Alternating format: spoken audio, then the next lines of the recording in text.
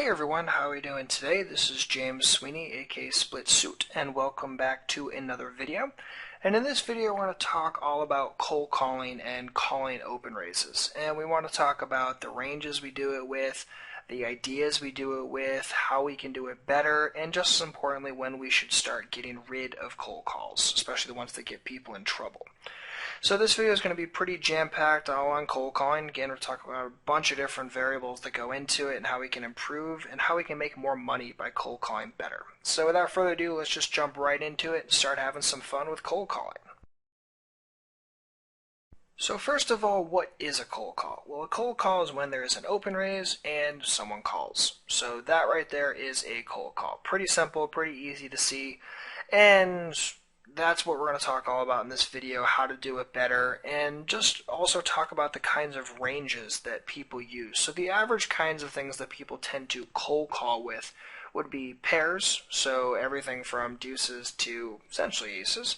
Broadway hands, so various things that have two Broadway cards in it, like ace queen or king jack.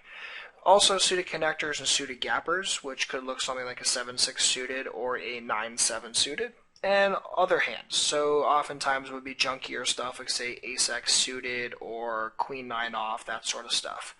In this video we're going to talk about all of those kinds of ranges, talk about how to cold call them better, what we want to look for before we cold call any of them, and obviously how we can make more money by doing it better. So let's just start by talking about pairs and then go from there. Okay, so let's start by talking about pairs first. Now, the big thing that you want to remember is that not all pairs are created equal. So if we're in a situation like this, there's a big difference between cold calling here with, say, pocket 3s and cold calling here with, say, pocket 9s. Now, it should go without saying that the bigger the pair, the more inherent showdown value it has built into it, and also the better it's going to play post-flop. It's going to catch more strong hands. It's not going to necessarily catch third, fourth, or fifth pair every single time, and it's going to be a lot easier to play, and it's also going to beat more of your opponent's opening range, especially if your opponent is opening things like all pairs. So that's the big thing to remember, and usually what I think is that deuces to sixes all kind of play similarly. Usually we're going to play them in a relatively set mining fashion, and we're going to talk about how to set mine well in a little bit. And then as the pair gets higher, it just has more and more inherent showdown value built into it, and obviously at a certain height, then we're going to start considering 3-betting it more. And usually the consideration for me is going to be queens plus, aces I'm almost always going to 3-bet, kings I'm almost always going to 3-bet, queens a little bit different, but we'll talk about that in this video a little bit, and also in the 3-betting for value videos. So in this situation, what I'm really thinking about is what is my pair, how does it compare against my opponent's range, and how am I going to make money with that pair. So with the baby pairs, a lot of people tend to get themselves in trouble by set mining too much. So first of all, what is a set mine? Well, a set mine is when we call with a baby pair, or pretty much any pair, with intentions of just trying to catch a set, and thinking that we're going to get paid off enough of the time when we catch that set to make it profitable. So a lot of people set mine too liberally. They cold call with a lot of their small pairs every single time, and they think that there's always enough implied odds to go for that set mine. And a lot of people overestimate a good set mine situation. They think that spots that are actually quite negative EV are plus EV for whatever reason. And in this video we want to talk about kind of how we can keep ourselves out of that trouble and what kind of various math we're looking at, and again, how we can set mine more profitably, and just as importantly, when we can dump these hands or possibly shift them into our 3-bet as a bluff range as opposed to just mindlessly calling them and losing ourselves a ton of money. So what goes into a good set mine? Well, there's 3 big things that I'm looking for. 1, who's the open raiser and how do I expect to make money from them? 2 is who's behind us and what do I expect them to do? And 3 is what is our exact hand and what's our plan with that hand. And again, depending on the pair height, depends on whether I'm purely set mining or if I'm set mining sometimes and occasionally going to peel off flops, that sort of stuff. So those are the big 3 things I'm looking for. So the first thing obviously I'm looking for is really who is early position. Who is that player and how is that person going to make me money, if at all? So what too many people do with pocket 3s here is they call regardless of who early position is. And that, in my opinion, is a big, big mistake. It's something you really want to veer away from. So what I'm looking for and hoping the early position is going to be is the kind of player who raises a pretty tight range and takes things too far post flop. The kind of guy who's going to raise a very strong range. He's going to take ace king on an ace high board too far. He's going to take over pairs too far. The kind of guy that has a strong range now, retains a strong range post flop, and overall spews off too much money to me the times that I catch my set. That's a good situation. Because remember, I'm not going to catch a set a tremendous amount of the time. I really only catch a set or better, give or take, around 12-ish% of the time. So I need to be able to make a lot more money that 12% of the time versus the money that I lose the 88% of the time in order to justify going for this set mine. And I want to make sure that it's a good plus EV situation. I don't just want to take these thin, maybe slightly plus, probably more slightly negative set mines. I really want to take down the home run, the excellent set mines, and kind of just ignore the rest of them and kind of get out of those situations. That's going to be a good profitable situation. So if you kind of keep that mentality of, I am not going to take bad set mines, I'm only going to take the excellent ones, and I'm going to take my hand and take a different action if it's not an excellent set mine, that is usually going to be a much better pre-flop plan than just cold calling with every single pocket pair in an effort to set mine. So again, I'm really focused on who is early position, where's my money coming from that player. If early position is the kind of guy who's going to raise a wide-ish range from there, who's going to kind of just c-bet and give up if he doesn't hit hard, and usually he's not hitting hard because he's raising a wide-ish range, I'm probably not going to be doing a tremendous amount of set mining against him. I want early position to raise strong now, catch strong a lot on the flop, and be the kind of guy who can and will often pay me off when I catch my set. So one thing that I like to use to kind of keep me out of trouble is what I call my 20x rule. Now, there have been various rules throughout poker that have dictated whether or not we should set mine. One of the most famous was the 5-10 rule, where you would always set mine if the raise size was 5% or less of the effective stack. You would never set mine if it was 10% or more of the effective stack. And if it was in between 6 and 9%, it was kind of just a judgment call. And that was okay, but that was back when people were tending to spew off more post-flop. There was a lot more, everyone would stack off their overpairs every single time, and of course, throughout history and poker is growing, that has changed a little bit.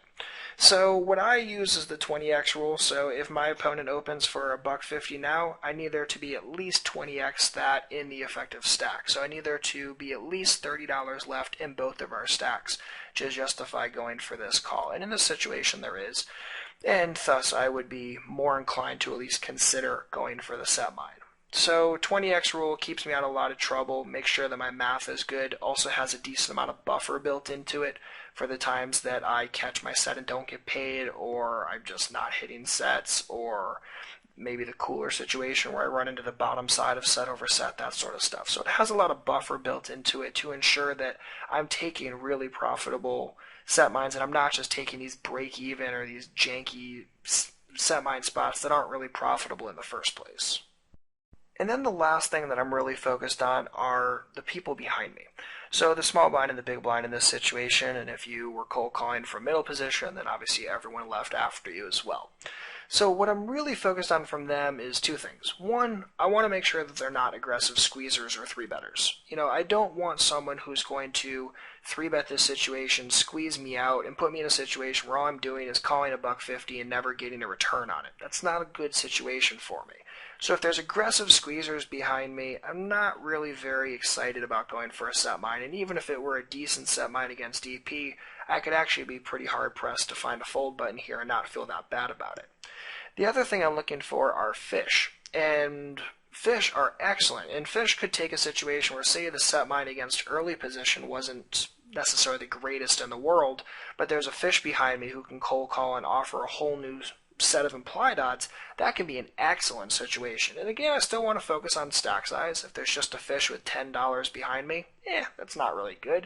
If there's a fish with $50 or even $40 or even $30 behind me, now I'm talking. Now I'm pretty excited about going for this set mine, especially the kind of fish who's likely to cold call way too much pre-flop and again offers that new set of implied odds.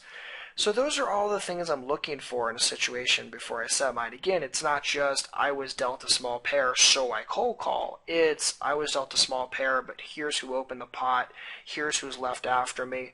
And if there was a call in between, say that MP or the cutoff called here, I would look at the same things. Do they offer a set of implied odds for me? Are they likely to spew off post flop? Are they likely to play almost perfect? And then if they are, they're probably not offering implied odds. So definitely make sure that you're looking at these kind of things before you just start cold calling pairs. If it's a good situation to set mine, then by all means do it. But if it's not, don't hesitate to just fold or possibly shift it into a 3-bet range. So in this situation, we end up bricking, which of course happens a fair chunk of the time, face a c-bet. And too many people, in my opinion, just call this c-bet and can't fold to it. But remember, if this was a good set mine situation in the first place, it's because you thought that he was going to take things kind of far post-flop, that he's going to hit relatively strong post-flop, and because of that, you didn't hit strong, so why are you still messing around? There's nothing wrong with just folding this and giving up. Don't feel that just because you called with a pair pre-flop that you have to peel it off on the flop, because that's not the case. If it was a good set mining situation pre-flop, it usually actually tells you that it's a good situation just to dump your pair post-flop, especially to the c-bet, rather than getting sticky and making too many bad post-flop calls. Let's take a situation like this, where Under the Gun decides to open, and we decide that this is a decent spot to go for a set mine. We think that the players behind us are pretty tight. We think that Under the Gun is pretty tight as well and offers enough implied odds to justify us going for this. And we have more than 20x in the effective stack, so definitely good to go. And we end up going heads up, and he checks. So one of my favorite things to do is to cold call in situations where players offer me implied odds in a heads up pot. And when they miss, they tend to play really fit or fold. So the kind of guy like Under the Gun who would say check fold here with ace king and check fold with pocket sevens and pocket sixes. Those are players that I love to take the set mine against because I can set mine when he has the strong part of his range, and when he whiffs, he's oftentimes going to play fit or fold, and this is when I can really utilize my position, and also why I like to do a lot of my set mining in position. I think too many people try to set mine out of position, and if I'm going to set mine out of position, I want it to be a perfect situation. I don't want to be taking a lot of thin or bad setups out of position because it makes post-flop harder, makes extraction harder, takes away the situations like this where your opponent check folds and you're able to kind of pick up a nice pot relatively uncontested. So definitely make sure that you're looking to do more of your set mining in position versus out of position. Don't be the guy who's cold calling too much pre. Don't be the guy who's doing it too much out of position, especially, because all you're going to do is make extracting really, really difficult and put yourself in a situation where you're really never able to pick up little free cheapy pots like this where your opponent plays two check fold. And another situation with a pocket pair that a lot of people tend to get themselves in trouble with would be a spot like this where someone steals and we have a pair, especially out of the blinds. Too many people tend to call this because they say, well, it's too weak tight to fold a pair here, I have a pair, pairs are hard to catch, blah, blah, blah. But again, how are you going to make money post-flop? You whiff the board a ton of the time. Are you planning on check calling a lot with third, fourth, fifth pair post-flop? Is that really going to be profitable? Probably not. And also, the times you do catch your set, are you really going to get paid? Your opponent is stealing, so he probably has a pretty wide range, so it's pretty unlikely that the times that you catch your set that he's able to have anything strong enough to really justify paying you off. And again, you're out of position, which makes post-flop even more difficult as far as extraction is concerned. So in a situation like this, I would much rather cold call a different hand, and I don't mind cold calling here with larger pairs. Again, things like 8s, 9s, something that isn't quite strong enough to 3-bet, but is too strong to fold because it has more inherent showdown value and post-flop value built into it. But with these baby pairs, there's really nothing wrong with just folding this and being a little bit tighter. Again, you're out of position. There's no reason for you to do a lot of cold calling out of position without some good info. So in this situation, again, if you're a little tighter out of position against wide ranges with your baby pairs, most people would fare a lot better. And here's a spot that a lot of people tend to mess up for one reason or another, is with suited connectors. And suited connectors are a tough hand because a lot of people have heard that they offer a decent amount of implied value, and so thus they try to get involved with them, and usually they do so in the wrong situation. So the first red flag here is that we're out of position. And not that we never want to cold call a suited connector out of position, but we need to think about a couple of things. One, who is MP1 and who is the cutoff? Are they going to offer enough implied odds? Another big thing that a lot of people overlook is what kind of boards do we tend to hit on when we hit with a hand like 7-6 suited. Most of the times they're going to be 3-heart boards. They're going to be 7-6-X boards. They're going to be 7-7-X, 6-6-X, and they're going to be straight boards like 8-9-10. So when you're in a situation like that, really ask yourself, the boards that I catch on, the boards that I snap really hard on, am I going to get paid off a lot? On 3-heart boards, probably not a tremendous amount. On 8-9-10 boards, probably not a tremendous amount. Plus there's also some chances that your opponent catches a better straight, that sort of stuff. So there's a lot of reasons not to cold call this situation. And another thing that a lot of people get in trouble with is they say, well, things like suited connectors tend to play well in multi-way pots. So I'm going to call here because it's a multi-way pot and I have a suited connector. But it needs to be more than that. Another thing you need to think about, other than just the boards you catch, is what happens to the pot as you get involved. So when I'm calling with a suited connector, I usually want a very deep SPR, something where I can use a lot of post-flop maneuverability. And again, my post-flop maneuverability is a little bit more difficult, being that I'm out of position for the rest of the hand. But the other thing is that if I call here, it makes a bigger pot inherently. So the pot's already going to be, give or take, around $5.50, $6, and now all of a sudden I'm trying to play out of position with a pretty tough hand to play in an SPR that's not incredibly great for that hand type. So make sure you're thinking about all of these things before you just say, well, I have a suited connector, it's a multi-way pot, I call. Now, things that will change my ideas would be my position, different ways that I can make money post-flop. So if I expect both, say if I were in position, I expected both players to do a lot of check folding to me, that's awesome. If one of them were a major spew fish and I had position, way more likely to consider getting involved. So make sure you look at all the different variables. Don't just say, I have a suited connector and thus I call. It needs to be, how am I going to make money? What kind of boards am I hitting on, and do those boards make money for me? And just a lot of different things. Position, what kind of SPR is getting created, where the implied odds are coming from, or just as importantly, are not coming from, and then make decisions from there. So as a default, as I've said before, I would just kind of be tighter in this situation. There's really nothing wrong with doing a lot of folding with these suited connectors and only taking the really great, really perfect setups. And again, these hands usually don't make a lot of value for people, and your post-flop game needs to be really strong, and you need to know when is a good setup. And again, this pre-flop setup just is really not a great situation, and there's really nothing wrong with just folding here and getting out of this spot cleanly. Another situation that tends to get people in trouble is the hand types like this: ace-jack, king-queen, ace-10 suited, queen-jack, that sort of stuff. Hands that are a little bit difficult to figure out what to do with pre-flop. So in a situation like this, where under the gun +1 raises, I see a lot of people that call here. And I will always ask them, what are they calling for? How are they going to make money by calling? And again, there's a couple things we have to look at. Who is under the gun +1, and how are we going to make money against him? Who are the people left after us, and how are they going to react? Are they going to squeeze if we call? Are they going to flat call if we call, and cold call as well, and create a multi-way pot? Is that good? Is that bad? So in a situation like this, the big thing I'm asking myself is, who is under the gun +1? So I would consider calling here if under the gun +1 were an aggro fish, or someone who is opening a pretty wide range, where ace-jack tends to dominate more of their range, where he's opening things like dominated ace-x and dominated jack-x. Something where there's going to be implied odds, there's going to be money being made. Because the big thing with a hand like ace-jack is you're hitting about a third of the time, and you're catching on roughly ace-xx and jack-xx boards. Now, obviously, when it's jack-xx, there's always the chance that it's, say, king-jack-x, and that could be bad for business. And also, how am I going to make money on those kind of boards? Is my opponent going to spew off a ton of bets when he has 9s on an ace-high board, or he has, something like 7s on a jack-high board? Is he really going to do that? If so, it makes the hand better for us, but if not, it's not really all that great, especially because, again, we're only hitting that third of the time.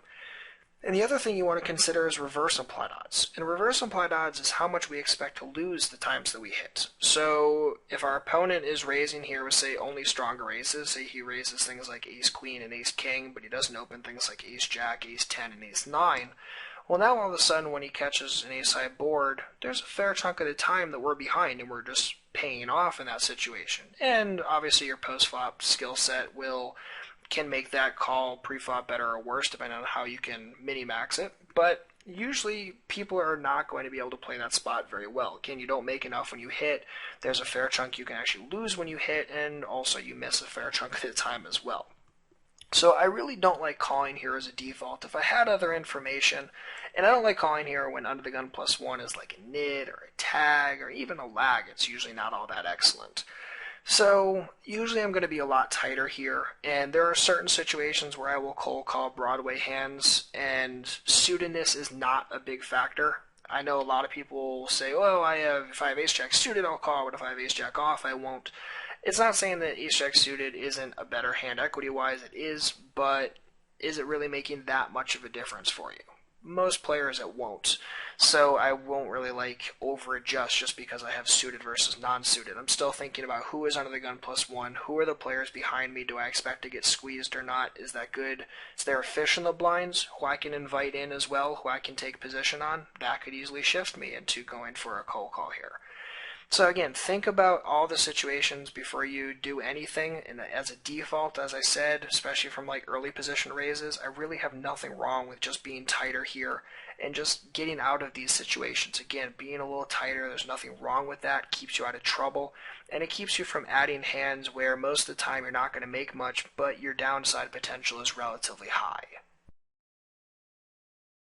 Now, I know I just said that, but I'm going to change the situation ever so slightly, and say we have that same kind of hand type, that strong double Broadway hand, but we're against the steal this time, or we're against a very wide open range on average. Now all of a sudden I'm way more likely to consider wanting to call here, assuming that I didn't think a 3-bet was good. And the reason why I like calling these kind of spots is because King-Queen can perform a lot better. Now all of a sudden there's also a lot more implied odds on us. Because instead of every time we catch a king or a queen high board, us feeling like there's, the chance that our opponent's going to have a lot of ace king on that king high board or ace queen on that queen high board, instead of us feeling like that, now all of a sudden there's actually a lot of implied odds for us because our opponent is opening a much more dominated range. He's going to be opening things like king jack, king 10, king 9, and the same kind of weak queens.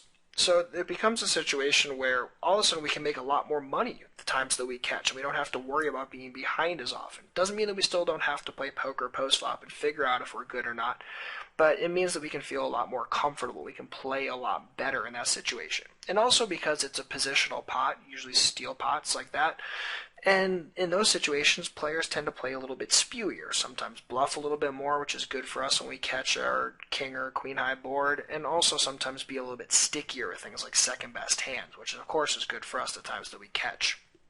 So I really like calling these strong Broadway hands that I don't think are quite strong enough to 3-bet for value, but I certainly don't want to fold them because I dominate a lot of their range and I think I can make a lot of money the times that I catch. And we still have that same conundrum where we only catch a third of the time. We do brick 2/3. But the times that we hit, we should be able to make more money, and usually post-flop becomes pretty easy. So in a situation like this where he c-bets, we check the turn, he checks behind, and we just go for a value bet on the riv, trying to get him to look us up with a cry call something, and oftentimes our opponents will oblige if they have any sort of parry type hand, which of course is good for us.